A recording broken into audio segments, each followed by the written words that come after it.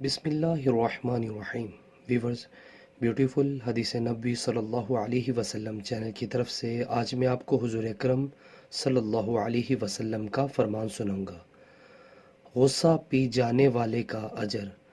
رسول اللہ صلی اللہ علیہ وسلم نے فرمایا، جس نے اپنا غصہ پی لیا حالانکہ وہ اسے نافذ کرنے پر قادر تھا، تو قیامت کے دن اللہ تعالیٰ اسے سب لوگوں کے سامنے بلائے گا، یہاں تک کہ اسے اللہ تعالیٰ اختیار دے گا کہ وہ بڑی آنکھ والی حوروں میں سے جسے چاہے چن لے۔